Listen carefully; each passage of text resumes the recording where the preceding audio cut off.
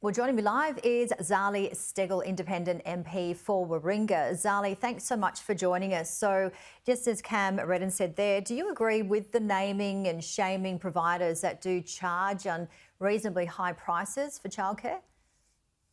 Look, it is really difficult. And my youngest is now doing his HSC, so I'm a few years away from childcare fees, but I know the pain. I went through many years of it.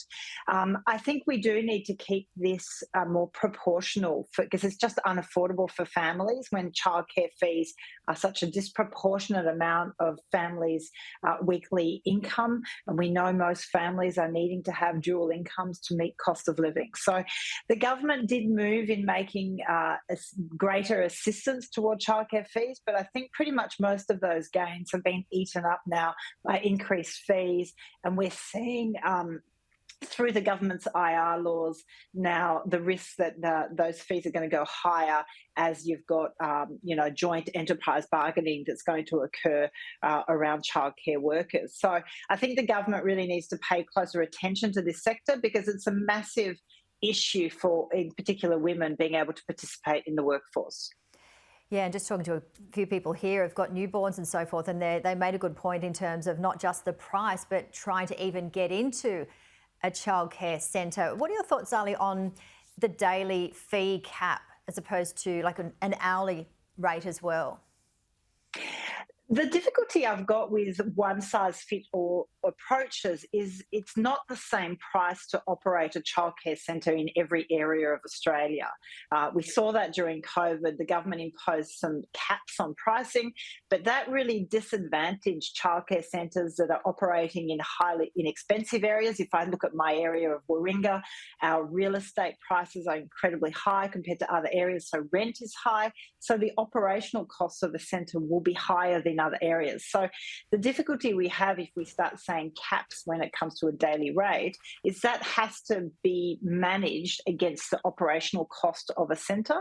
And this is where ultimately it comes for the government's involvement and what is the pro rata or the contribution that the government makes to this essential service of childcare. So I think we have to really think about it's about the government really contributing this because it's a bit like early childhood learning. This is an essential service that families need to be able to work. Let's change topics, and it's just under 2 weeks out from the Voice referendum where the country will have their say on an Indigenous voice to Parliament. Zali, seem to be hearing so many people that saying that they want to make an informed vote. However, so many people seem to be still confused. Look, I think there has been a lot of misinformation and disinformation that has been platformed, unfortunately, I think through various media. The easiest thing to say is, look, I don't know. But the reality is it's not often Australians get tapped on the shoulder to write the next chapter of Australia's history. And so we all have a responsibility to participate and to find out the detail. I've just come from a vote yes and an information down at the Manly Markets where we're handing out copies of the Uluru Statement, copies of Q&As around the question, around how a referendum works and around the constitutional amendment. I guess I would say to all those people that don't know, they have 2 weeks to find out.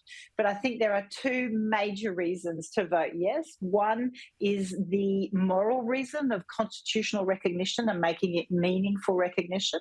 And the second is the practical outcome that all those policies and programs we spend a lot of money on will have greater accountability when we have an independent body to tell government which programs work and which ones don't.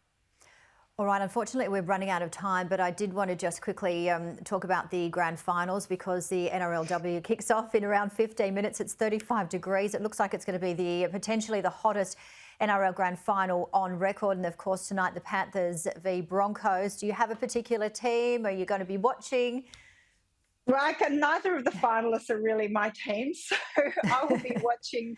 But I am worried about, we sort of laughingly talk about these record temperatures for Mm. these games, but we know this is going to be a growing problem for sport.